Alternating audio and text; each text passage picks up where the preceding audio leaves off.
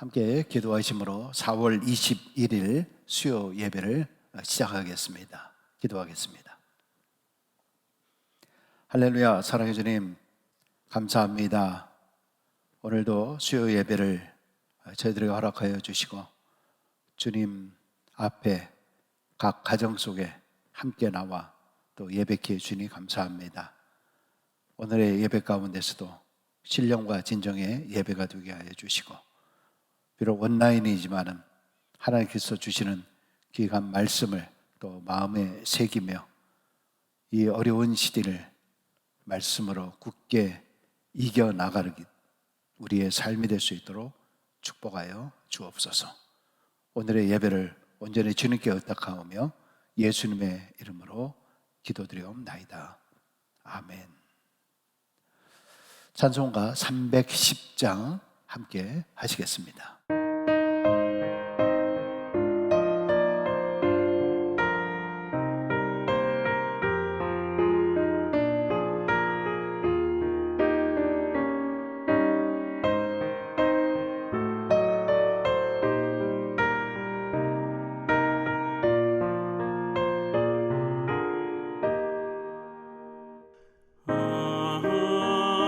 하나님의 은혜로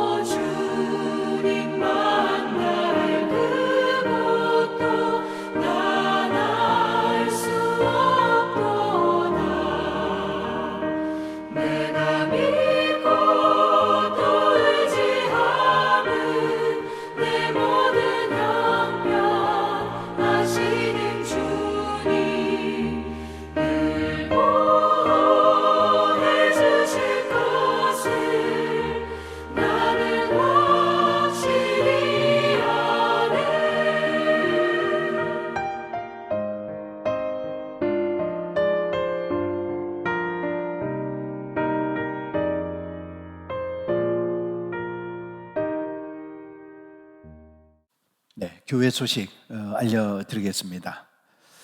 지금 Stay at Home 단계 5월 22일까지 계속 온라인으로 예배가 진행되게 되겠습니다. 기억하시고 온라인 예배에도 우리 주일 또 새벽 그리고 수요 예배 함께 열심히 잘 참여하시고 또 채팅에도 부지런히 이름을 좀 올려주시고 또 함께 해주시면은 서로 함께 교감을 나누는 그런 마음을 갖게 됩니다. 시간에 맞춰서 오시고요. 좀 늦게 들어오시더라도 채팅란에 이름을 올려주시면은 감사하겠습니다. 무궁화양로원 인수 후원기금 다음 주까지 하게 될 것이고요. 또 고영길 목사님 가정돕기에 다음 주까지 저희가 받아서 전달하도록 그렇게 하겠습니다. 우리 지난 주일에 교회 화단에 대한 이야기를 했는데 오늘은 아침부터 보니까 눈이 계속 와 있더라고요. 아마 곧 풀리기는 하겠습니다만은 갑자기 우리끼리 2021년도 다 지나고 메리 크리스마스 맞이하는 거 아닌가 그런 이야기를 나눴습니다. 참 이 캐나다 살다 보니까 날이 좋다 그러더라도 역시 빅토리아 데이를 지나야 되는 것 같습니다. 좀 날이 따뜻해서 또 여러분 각 선교회별로 교회 화단을 좀 정리했으면 좋겠다 이렇게 말씀을 드렸는데 아무래도 5월 중순 지나야 될 것 같습니다. 아무튼 어쨌든 그 전이라도 계속 날이 좋아지면은 선교회별로 좀 오셔서 교회 또 화단을 또 정리해 주시면은 감사하겠습니다. 그리고 우리 수요 예배 그리고 우리 온라인 EM 모든 예배가 그렇게 진행되는 것을 기억을 하시고요. 토요 또 정오의 영광 데이트 또 많은 또 참여를 부탁을 드립니다. 주보에 있는 것을 잘 보시고 성도의 또 아름다운 귀한 교제들이 우리 안에서 있게 되기를 바랍니다. 오늘 하나님께서 우리에게 주시는 말씀이죠. 전도서 3장 16절에서 22절까지의 말씀 우리 화면으로 함께 보도록 하겠습니다.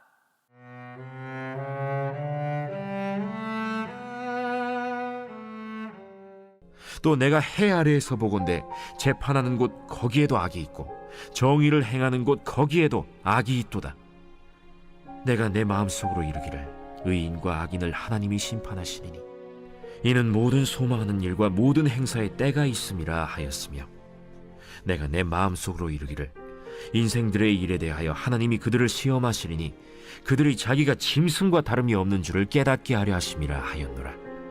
인생이 당하는 일을 짐승도 당하나니 그들이 당하는 일이 일반이라.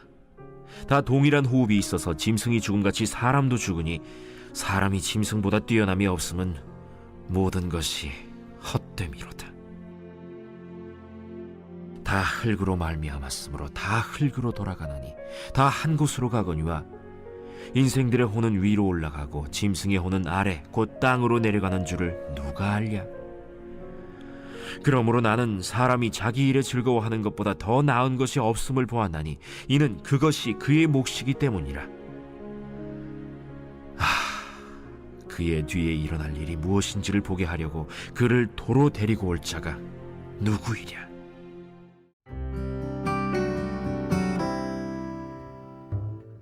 사월의 말씀. 나는 부활이요 생명이니 나를 믿는 자는 죽어도 살겠고. 요한복음 11장 25절 말씀. 제가 안 할 줄 알았죠? 여러분 다시 한번 하겠습니다. 4월의 말씀. 나는 부활이요 생명이니 나를 믿는 자는 죽어도 살겠고. 요한복음 11장 25절 말씀. 아멘. 감사합니다. 우리가 지금 전도서에 있는 말씀을 강해를 쭉 하고 있습니다. 사실 이 강해라고 하는 것은 내가 성경을 보면서 성경 구절에 좀 밑줄도 이렇게 쳐가면서 그리고 이 말씀을 몇 번 사실은 묵상을 해야 성경 구절에 나오는 한 구절 한 구절 말씀을 내 마음속에 좀 새길 수가 있습니다. 온라인 시대다 보니까 주로 TV를 보듯이 앞에 있는 화면을 보면서 그냥 성경도 찾지도 않고 그냥 이렇게 보고만 그렇게 자꾸 예배를 드리고 또 말씀도 함께 하다 보니까 사실 이렇게 보기만 하면 금세 잊어버려요. 또 무슨 말씀을 했는지도 모르게 되는 경우들이 많이 있는데, 사실 강해는 성경을 펼쳐놓고 말씀들을 좀 보시면서 깊이 묵상하는 시간을 갖는 것입니다. 그러나 제가 수요 예배 때 그렇게 하려고 하면 한 절 한 절 하려고 하면은 묵상까지 하고 시간이 많이 걸리기 때문에 제가 PPT를 띄워서 여러분 쉽게 보고 말씀을 나눌 수 있도록 그렇게 하고 있습니다. 여러분, 세상은 참 죄로 가득 차 있다, 이렇게 볼 수 있습니다. 물론 우리가 잘 몰라서 그렇지 사실 이 구석구석 들어가 보면은 사회의 그 부조리들, 불의함, 이런 것들이 참 얼마나 많이 있는지 모릅니다. 때로 어떤 경우는 그러한 불의함을 보고도 적당히 눈 감고 타협하는 일들이 많이 있습니다. 어떤 경우는 죄가 너무 많이 일상이 되어버리다 보니까 그냥 죄를 죄로 생각하지 않는 그런 경우도 참 많이 있습니다. 요즘은 오히려 불의가 드러나면은요, 반성하고 회개하는 것보다는 재수가 없다라고 하는 그런 생각을 참 많이 합니다. 예전에 이 TV나 이런 데 보면은 잘못한 사람들이나 이런 사람들을 보면은 얼굴을 가리려고 하고 모자를 쓴다거나 막 이랬는데, 요즘에는 아주 떳떳하게 들어가는 그런 모습을 봐요. 검찰에 들어가고 뭐 법원에 들어가고 하는 그런 모습. 결국 이거는 뭡니까? 남들도 다 하는데 내가 재수 없어서 나만 걸린 것뿐이다, 이렇게 이야기를 합니다. 참 그러면서 동시에 남의 잘못에 대해서 조롱하는 그런 일들도 참 많이 있습니다. 오죽하면 한국에서는 내로남불의 시대다. 이 내로남불이라고 하는 그 말이 이제는 막 서양에서까지도 영어로 남불 뭐 이런 식으로 나온다 그래요. 그러니까 내가 하면 로맨스고 남이 하면 불륜이다. 이 말이 이제 사자성어가 될 정도입니다. 내가 하는 것에 대해서는 뭐 내가 당연히 난 그렇게 할 수 있다라고 생각하면서도 남에 대해서는 얼마나 많은 이제 손가락질을 하고 있는지 모릅니다.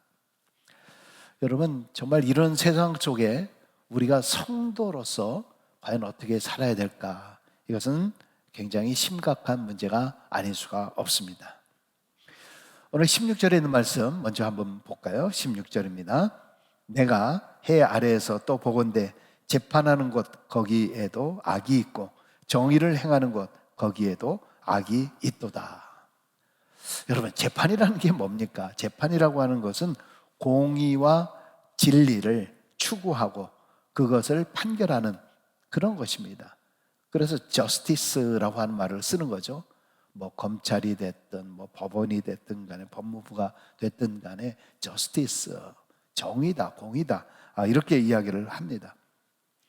그러나 우리가 뭐 잠언서도 마찬가지지만 이 성경을 쭉 읽다 보면은 이 불의와 또 이 뇌물 같은 거, 그래서 이 뇌물이라고 하는 것이 길을 굽게 만든다, 저울추의 균형을 잃어버리게 만든다.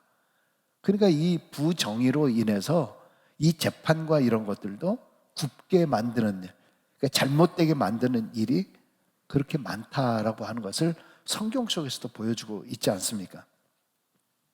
사실 인간 안에 우리가 뭐 정의 구현이다 뭐 이렇게 이야기를 하고 공정의가 정의가 되는 그런 시대다라고 이야기를 하지만은, 그러나 사람이 사는 이 세상 속에서는 이런 공정이라고 하는 것이 과연 있을까 하는 그런 생각이 들 때가 참 많이 있습니다.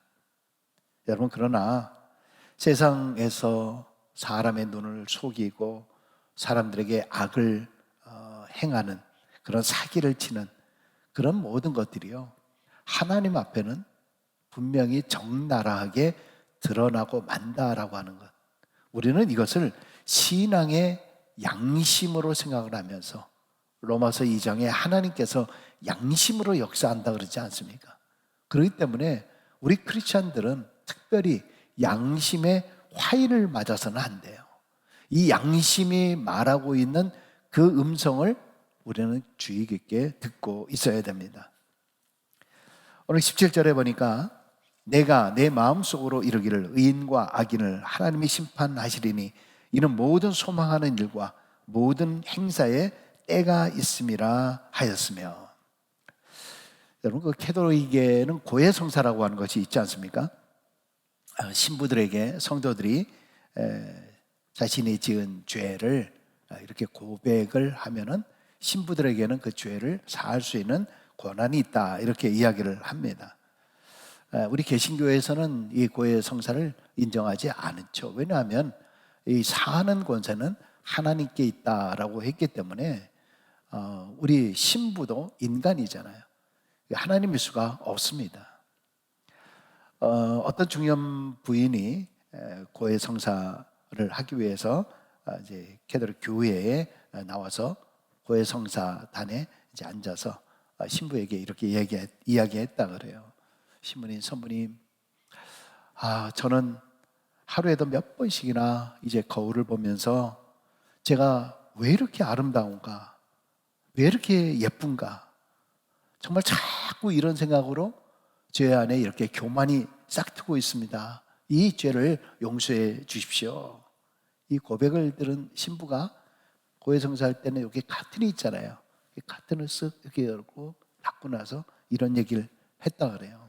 자모님, 자매님, 안심하십시오. 그것은 죄가 아니라 착각입니다. 평안히 돌아가십시오. 이렇게 얘기했다 그러죠. 여러분, 많은 사람들이 이런 착각 가운데 살아가고 있는 것이 참 많이 있습니다. 우리가 신앙생활을 하면서도 착각을 하는 것이 있는데 그것은 뭐냐면 때에 대한 문제입니다. 사람들은 문제가 생기면 그 문제를 해결하기 위해서 거의 많은 분들이 자기의 때에 하나님을 불러들여서 해결하려고 합니다. 자꾸 우리는 내가 언제까지 이루어져야 됩니다. 언제까지 이 일이 돼야 됩니다. 언제까지 해결해 주셔야 됩니다. 항상 이런 요구들을 참 많이 해요. 그러니까 내 때에 하나님께서 그 때에 맞춰 주어야 된다. 그래서 내 때에 맞춰주는 것이 하나님이 공의롭고 그것이 당연한 것이고 합당한 것이다라는 그런 생각을 하고, 또 내가 그렇게 당당히 요구하는 것을 당연한 권리인 것처럼 이야기를 하는 경우들이 참 많이 있습니다. 그러나 가만히 보면은 혹시 그것이 진정한 믿음이 아니라 하나님을 이용하고 있는 것이 아닐까라는 생각입니다. 여러분, 물론 여러분 가운데서 정말 진실한 마음으로 하나님 앞에 20일 기도, 작정 기도, 40일 작정 기도, 100일 작정 기도 이렇게 하시는 분들이 있습니다. 근데 그것이 굉장히 중요하고 하나님 앞에 간구하는 것이 있지만 때에 관한 하나님 앞에 맡겨야 되는 거예요. 근데 많은 사람들이 어떤 마음을 갖고 있냐? 내가 40일 기도를 했다라고 하면 39일째도 아무런 변화가 없네? 40일째도 무슨 변화가 있겠지? 했는데 아무런 변화가 없는 거예요. 그리고 41일째가 됐는데 바뀌어지지 않는 거예요. 그러면 어떻게 됩니까? 그 다음부터 계속 실망을 하게 돼요. 하나님, 내 기도는 들어주지 않는구나 라는 그런 생각을 갖게 됩니다. 여러분, 이것은 우리가 하나님께 모든 것을 맡긴다라고 하는 간절한 기도가 굉장히 중요한 것인데 자꾸 내 때에 하나님이 되어져야 된다라고 하는 강요하고 있다라고 하는 것입니다. 자, 근데 오늘 이 솔로몬이 얼마나 지혜 있는 말을 합니까? 모든 소망하는 일과 모든 행사에 때가 있음이라 이렇게 이야기를 합니다. 우리에게는 보니까 때가 있더라. 그러니까 솔로몬이 말년에 쓴 글이 이 전도서 아닙니까? 그러니까 솔로몬도 자기 나름대로 젊었을 때는 이런 생각 저런 생각 아마 처음에는 안 그랬을 거예요. 근데 나중에 자기가 모든 것을 다 얻고 그런 위치에 있다 보니까 뒤돌아보면서 인생을 돌아보면서 그때 내가 초조했었는데 그때 내가 이래야 된다 얼마나 많은 욕심을 부렸던가. 근데 돌아보니까 이 모든 것에 다 하나님의 때가 있었구나라는 사실을 그가 깨닫게 되었다라고 하는 것입니다. 예수님 마가복음 1장 15절에 보면은 때가 찼고 하나님의 나라가 가까이 왔으니 회개하고 복음을 믿으라 이렇게 말씀하고 있습니다. 이 말씀을 보면 하나님의 때가 찼다, 때가 찬 겁니다. 그래서 예수님께서 오신 거죠. 또 예수님은 때가 차자 사역을 시작을 한 겁니다. 그리고 때가 차자 십자가에 달려 하나님께서 맡겨진 사명을 감당을 했던 것입니다. 하나님의 때에 대해서 특별히 그 요한복음 11장에 보면은 나사로가 죽은 사건 여러분 기억하시죠? 나사로가 죽었다. 참 나사로와의 예수님과의 관계는 얼마나 대단합니까? 정말 친형제 같은 그런 모습을 우리가 성경 속에서 발견할 수 있지 않습니까? 근데 나사로가 죽었다라고 하는 소식을 들었는데 예수님께서 곧장 달려가지 않습니다. 오히려 시간을 지체합니다. 요한복음 11장 6절에 보면은 그 소식을 듣고 나서 이틀 동안 거기에 더 유하셨다라는 말이 나옵니다. 구태여 이틀 더 유하셨다라고 하는 말. 여러분 이 이야기는 결국 나사로가 죽기를 기다렸다라고 하는 그런 말 아닌가요? 도대체 예수님께서 왜 그러셨을까?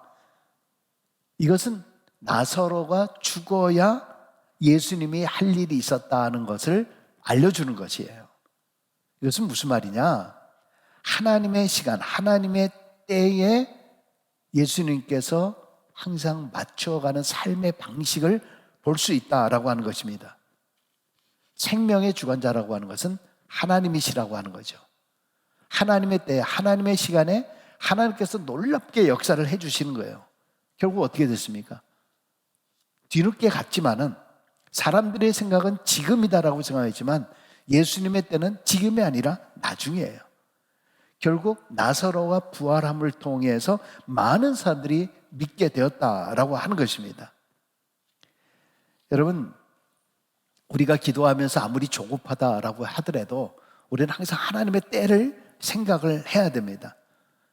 너무나 급한 성미, 내가 하도 급해서 그러다 보면 일을 이루지 못합니다. 시간의 주인공은 내가 아니라 하나님이신 거예요. 우리는 착각하지 말아야 돼요. 자꾸 착각을 해. 이 시간은 내 것이다라는 생각을 갖고 있어요. 여러분 하나님은요 우리 신앙인들에게 웨이트의 신앙을 말씀하고 있어요. 기다려라, 기다려라, 참고 인내하고 기다리라. 이 말씀을 얼마나 많이 하고 있는지 모릅니다. 이게 바로 신앙인의 중요한 자세입니다. 근데 기다리라라고 하면서 그 다음 하시는 말씀이 뭡니까? 맡기라는 거예요. 맡기라. 기다림 그리고 맡김. 이것이 결국 순종으로 이어지게 되는 것이거든요. 자, 18절을 보세요.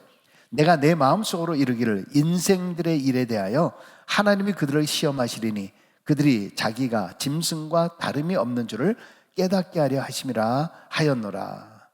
하나님이 저희를 시험하시리니, 여기 시험하다라는 말은 조사하다, 입증하다. 그러니까 하나님께서 시험하는 이 목적, 인간들에게 이러한 여러 가지 테스트하는 그러한 목적이 뭐냐 하면은 결국 악을 행하는 자들은 짐승과 다름이 없이 죽음에 처해지는 존재이다. 짐승과 같은 존재가 될 뿐이다 라는 것을 깨닫게 하려 하심이라는 거예요. 여러분 사람이 된다라고 하는 것은 깨닫는 데 있는 것입니다. 만약에 사람이 깨닫지 못한다라고 하면 우리 사람은 짐승과 다름이 없는 것입니다. 그건 양심이 없는 거예요. 하나님은 그 모든 것을 드러내서 자신이 짐승과 다를 바 없다라고 하는 것을 결국 알게 해주신다는 거예요. 그것이 이제 19절로 연결이 되죠. 19절 보세요.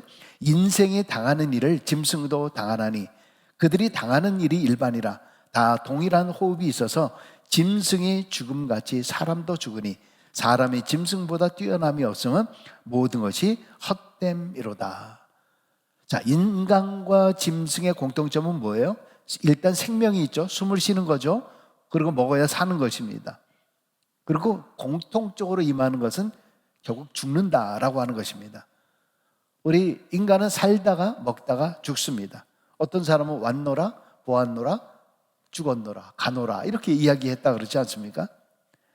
그런데 이런 모습, 먹고 살다가 죽는다, 이 모습은 사람이 짐승보다 뛰어난 것이 없다라고 하는 얘기예요. 같다라고 하는 거예요. 셈셈이라고 하는 그런 말이죠. 그러면 사람과 짐승이 구분되는 게 뭐냐라고 하는 것이에요. 20절 21절입니다. 다 흙으로 말미암았으므로 다 흙으로 돌아가나니 다 한 것으로 가거니와 인생들의 혼은 위로 올라가고 짐승의 혼은 아래 곧 땅으로 내려가는 줄을 누가 알랴. 자, 인간과 짐승은 다 똑같이 다라 그러죠. 다라는 말이 몇 번 반복됩니까? 다 흙으로 돌아가다, 다 한 곳으로 간다. 그러니까 다 흙으로 지음을 받아서 흙으로 돌아가는 그런 존재다라고 하는 것입니다. 그러나 인간과 짐승과의 결정적인 차이점을 뭐라 그래요? 인간의 혼은 위로 올라가고 짐승의 혼은 아래로 내려간다. 그러니까 인간에게는 영혼이 있지만은 짐승에게는 영이 없는 거예요. 우리가 흔히 얘기하길 사람은 육과 혼과 영이 있다 그러죠. 그러나 짐승은 영이 없기 때문에 육과 혼만 있을 뿐입니다. 자, 그런데 성경을 이렇게 보다 보니까 인간의 인생들의 혼은 위로 올라가고 짐승들의 혼은 아래고 땅으로 내려간다. 이게 혼이라고 하는 말을 영어 성경에 보니까 스피릿이라고 하는 그 말로 되어 있습니다. 그래서 히브리 성경을 찾아보니까요, 조금 다르게 되어 있습니다. 그게 뭐냐면 인간의 혼이라고 하는 것이 루아흐라고 하는 말로 되어 있습니다. 루아흐는 좀 이따 나오겠지만은 생령이다, 호흡하는 존재다, breath라고 하는 숨이라고 하는 말로 되어 있고요. 그 다음에 동물이라고 하는 이 혼이라고 하는 것은 워루하프, 로루하. 이 말은 조금 다르지만 바람이라는 뜻을 가지고 있어요. wind라고 하는 뜻을 가지고 있습니다. 숨이라고 하는 것과 바람, wind라고 하는 것이 같아 보이기도 하고 또 성질상 다릅니다. 자, 창세기 2장 7절에 보면은 여호와 하나님이 땅의 흙으로 사람을 지으시고 생기를 그 코에 불어 넣으시니 사람이 생명이 된지라. 그러니까 사람에 대해서는 그 코에 생기를 불어 넣어 주셨다. 그랬더니 생명이다. 이것이 방금 얘기하는 영혼, 스피릿, 루아흐라고 하는 존재가 되었다. 이 얘기는 사람은 하나님의 형상을 입고 창조되었다. 이것이 동물과 다른 인간의 진정한 존엄성이 바로 여기에 있는 것이에요. 그래서 사람은 무엇인가를 창조할 수 있고 하나님의 형상을 갖고 있기 때문에 무엇인가를 생각할 수 있고 무엇인가를 개발해낼 수 있는 또 다른 영의 세계를 가지고 있는 것, 이것이 바로 우리 사람이다. 그래서 인생의 혼은 위로 올라가는 줄을 누가 알랴. 이 말을 통해서 우리 인생은 짐승처럼 육으로만 끝나는 인생이 아니다라고 이야기를 합니다. 여러분, 그런데 우리 사는 사람들의 모습을 보면은 영이 없는 사람처럼 살고 있다라고 하는 것입니다. 마치 이 세상 속에서 사는 것이 그냥 끝인 줄 알고 살아가는 그런 사람들, 멸망할 짐승처럼 살아가는 것과 다름이 없다라고 하는 그런 이야기입니다. 시편 49편 20절에 보니까 존귀하나 깨닫지 못하는 사람은 멸망하는 짐승 같도다 그랬습니다. 우리 인간은 뭐예요? 그러니까 분명히 죽은 후에 하나님 나라를 들어갈 그러한 준비를 하는 지혜가 있어야 된다라고 하는 그런 말씀이죠. 제가 강의를 하면서 자주 말씀을 드립니다만 깨달음이라고 하는 것이 얼마나 중요한지 모릅니다. 이 깨달음은 짐승에게서 나타날 수 있는 것이 아니에요. 우리 사람, 영을 가진 사람이 가질 수 있는 것입니다. 깨는 거예요. 내가 가지고 있는 고정관념과 모든 생각과 사상과 이 모든 것을 먼저 깨트려 버려야 이것을 알게 되는 거예요. 내가 가지고 있는 이 편견들, 어떤 이런 모든 것들을 깨트려 버려야 됩니다. 우리가 그래서 어떤 경우는 책 같은 것을 읽다가 무릎을 탁 치면서 아하, 그런 경우 있어요. 여러분 실제 여러분들이 어떤 경우는 설교 말씀을 들으면서도 속 안에서 그렇지라고 하는 깨달음을 느낄 때가 있습니다. 여러분 그런데 이 뇌과학에서는 이 사람들이 깨닫는 이것을 아하 체험이다 이렇게 이야기하는데, 사람들 안에 아하라는 말, 그런 일들.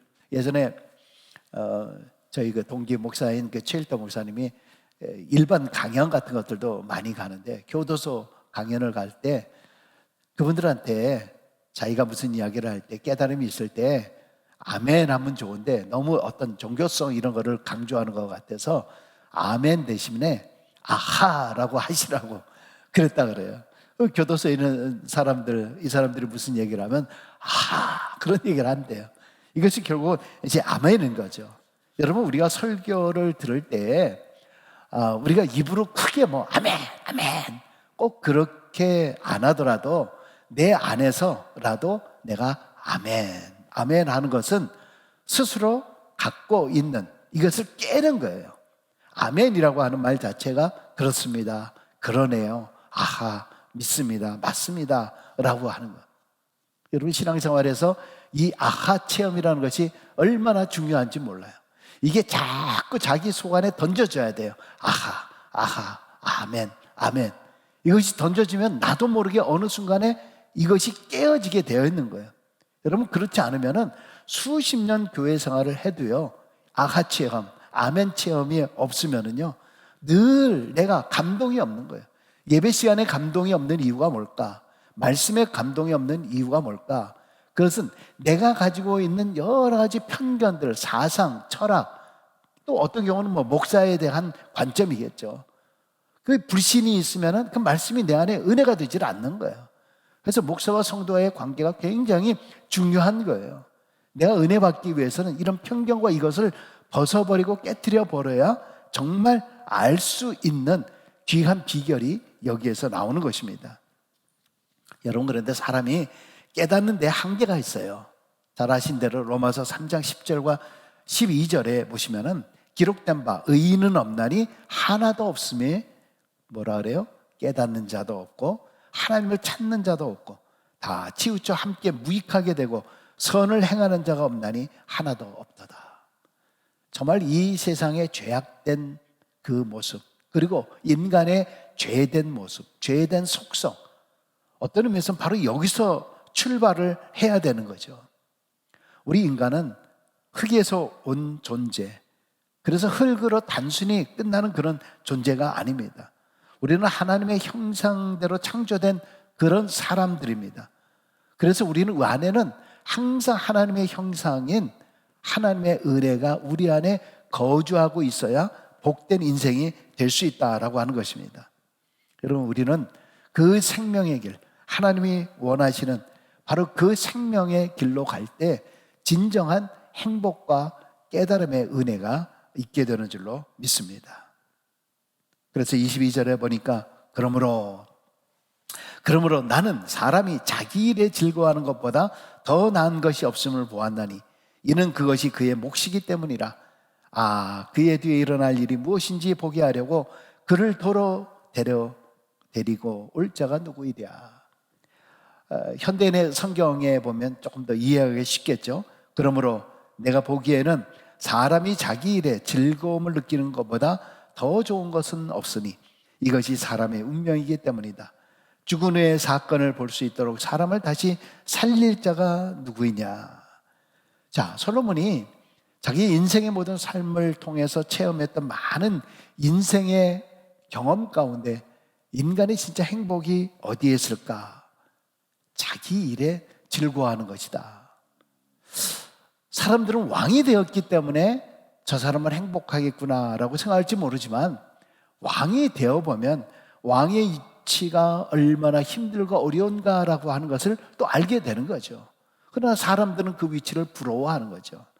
어떻게 생각하면 오히려 왕의 입장에서는 차라리 저 노예가, 저 종이 행복하겠다라고 생각할 수도 있다는 거죠. 저 사람에게는 돈도 없고 어떤 권세나 그런 것이 없어도 그냥 하는 일에, 자기 일에, 일상 속에서 그 속에서 즐거워하며 함께 하다 보면 그것이 진정한 행복이 아닐까. 그래서 솔로몬의 입을 통해서 야, 왕이 된다고 해서, 재물이 많다고 해서, 어떤 권력이 많다고 해서, 뭐가 대단한 종들이 많다 뭐 하더라도 그게 행복하고 그게 즐거운 것이 아니라 정말 자기에게 맡겨진 것이 운명이라고 생각할지는 모르겠지만은 그 일에 내가 성실히 자기 일에 즐거워하는 것, 이것만큼 행복이 어디 있겠느냐라고 하는 것입니다. 여러분, 세상을 살면서는 불공평하다라는 생각을 우리는 참 많이 하면서 삽니다. 어떤 사람은 저런 위치에 이르고, 어떤 사람은 저렇게 좋은 집 살고, 어떤 사람은 좋은 차 가지고 다니고, 어떤 집은 뭐 자녀들이 또 훌륭하게 되기도 하고, 뭐 이런 많은 모습들을 보면서 우리는 불공평하다라는 생각, 그리고 내가 가지고 있는 직장에 대해서도 별로 그렇게, 왜 남들은 저렇게 좋은 자리 가는데 나는 왜 이것만 하고 있을까, 그런 경우들이 참 많이 있습니다. 여러분, 그러나 정말 자기 일을 천직으로 안다라고 하면 그 일에 사명감을 갖게 될 것이고, 그 사명감을 가진 사람을 우리는 영웅이라 칭할 수 있는 거 아니겠습니까? 9.11 사태 때도 많은 소방관들이 죽지 않았습니까? 그들이 정말 무너져 내려앉는 그런 상황 속에서도, 그럼에도 불구하고 소방관이라고 하는 그 사명감 때문에 피하지 아니하고 그것으로 올라가고, 결국 그래서 죽게 되는 많은 분들이 있습니다. 그런 사람들이 허무한 인생을 살 것일까? 그렇지 않다는 거죠. 어떤 의미에서는 자신의 사명감을 완수했기 때문에 누구보다도 행복한 사람이었다라고 볼 수 있다는 거죠. 금속 가공할 때 이 선반기계로 볼트를 만드는 그런 일이 있는데, 이런 일을 잘 하던 샘이라고 하는 선반공이 있었습니다. 여러분, 하루 종일 똑같은 일을 반복을 하다 보니까 얼마나 실증이 났겠습니까? 근데 뭐 직장을 옮기자고 하다 보니까 뭐 직장도 어디 갈 만한 데가, 자기의 신분, 자기의 뭐 지식이나 능력 가지고는 어떻게 할 수 있는 게 없어요. 정말 너무나 따분한 그 삶인데 어떻게 하면 그냥 이 일을 좀 재미있게 할 수 있을까, 이렇게 생각을 하다가 옆에 있는 동료에게 이렇게 제안을 했다 그래요.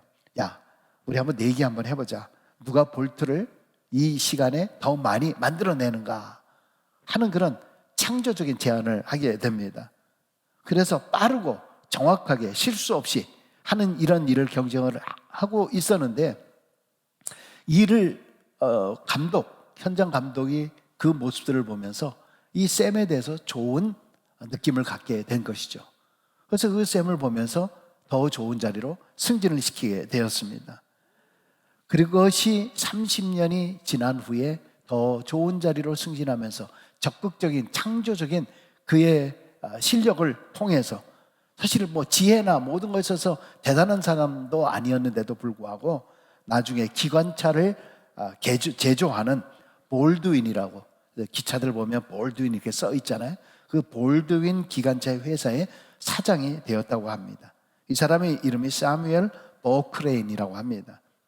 처음에는 정말 지루한 자기 일을 그만둘까 이렇게 생각을 했다가, 만약에 그때 그만두고 아마 그렇게 억지로, 글쎄요, 어떤 인물이, 어떤 사람이 되었을까. 그럼에도 불구하고 자기의 마음을 바꾸어서 정말 재미있게 일을 시작을 하다 보니까 권태로움도 이겨내고 능력을 인정받아서 승진하게 되었다라고 하는 것입니다. 많은 사람들이 그렇게 비교를 하잖아요. 내가 이거 하려고 태어났나? 내가 이거 하려고 고작 여기에 왔나? 내가 이거 하려고, 내가 너무 무의미한 일을 하고 있는 것은 아닌가? 얼마나 그런 생각들을 많이 합니까?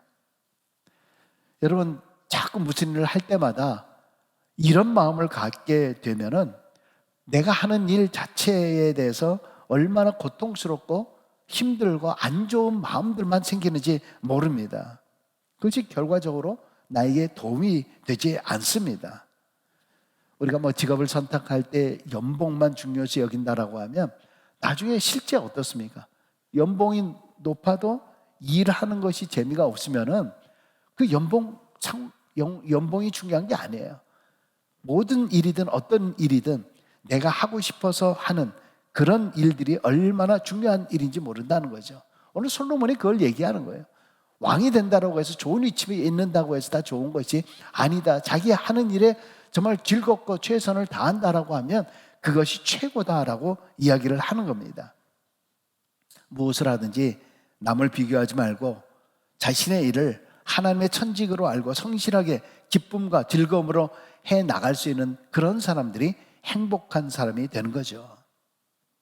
옛날에 그 장신대 교수 중에서 상담학을 하시는 교수가 있었는데 그런 이야기를 자주 합니다. 여러분 무슨 일을 할 때도 내 일종의 마인드 컨트롤처럼 내 마음을 항상 즐겁게 해야 됩니다. 설거지할 때도 즐거워하면서 It's my pleasure. 그래서 즐거운 마음으로 하면 정말 그 설거지가 기뻐지고 즐거워지는 것이고요. 정말 투정하면서 막 그냥 내 남편 내 설거지나 해야 돼 이러면 막 그릇도 깨지고 결국 설거지도 잘 안 됩니다.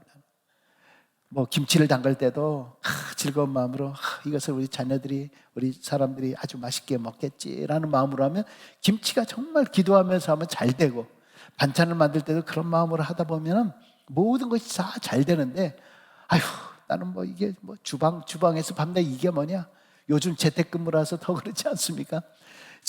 삼식이들 내가 맨날 이런 거나 해야 돼 하면은 이상하게 음식도 맛이 없고 그 음식을 먹는 사람 자체가 몸에 영양가가 있는 것이 아니라 오히려 이게 잘못하면 암세포가 될 수도 있지 않을까 하는 그런 생각까지도 해봅니다.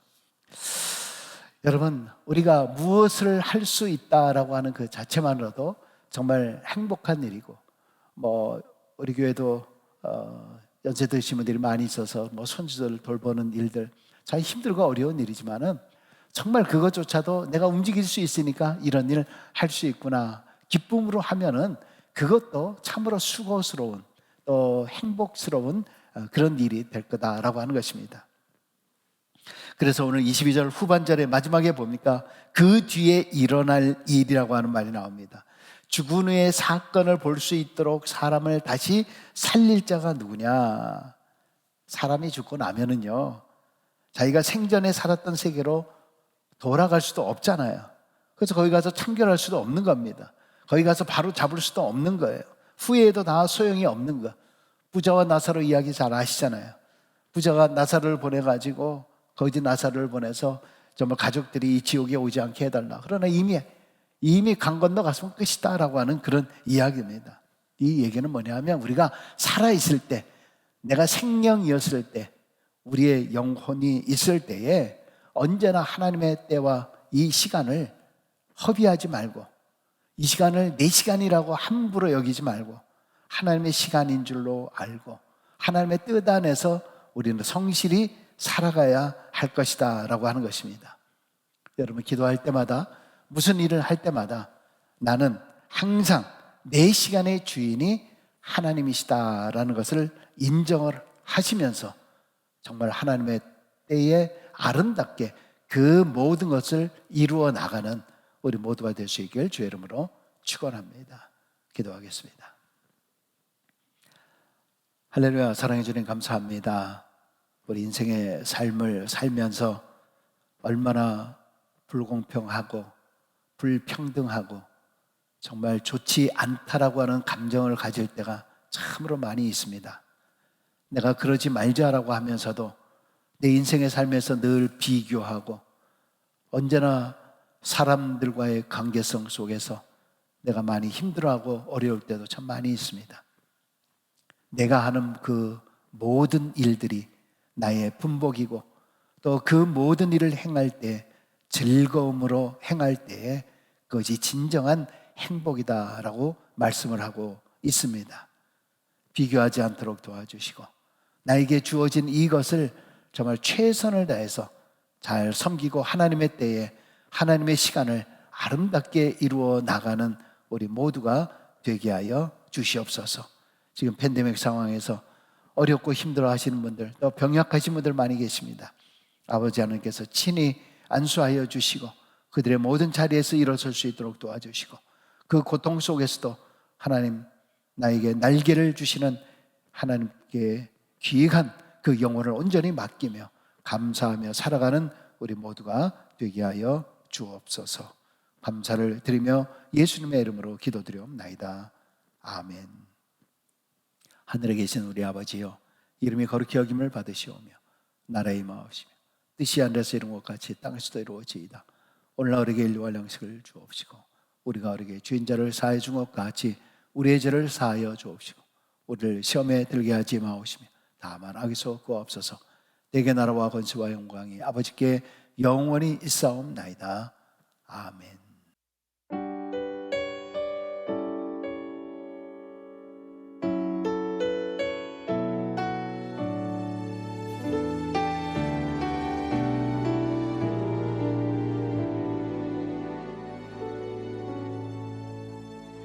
나는 아무것도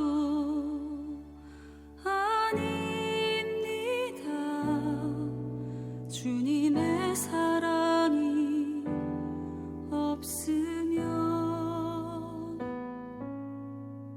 나는 아무것도 모릅니다. 주님의 지혜가 없으면 나는 아무것도 못합니다. 주님의 능력이 없으면 나는 한순간도 못 삽니다. 주님의 생명이 없으면 이제 내가 사는 것 아니요 그리스도 내 안에 사시니 오직 그의 생명이 나의 생명 나의 모든 날들도 주의 것 나는 오직 한 분 바랍니다. 나의 아버지 나의 구원 나의 주 같이 고백하겠습니다. 나는 아무것도 아닙니다. 나는 아무것도 아닙니다. 주님의 사랑이 없으면 나는 아무것도 모릅니다.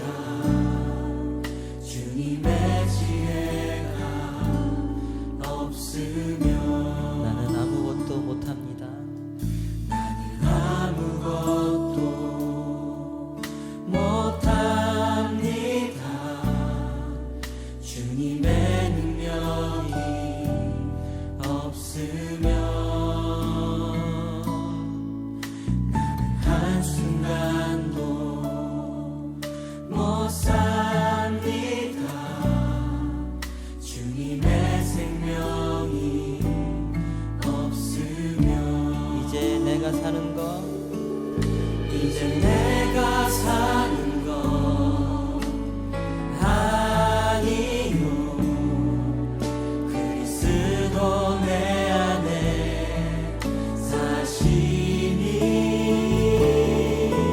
오직 그의 생명이 나의 생명 나의 모든 날들도 이제 내가 사는 것 아니요 이제 내가 사는 것 아니요 그리스도 내 안에 사시니 오직 그의 생명이 나의 생명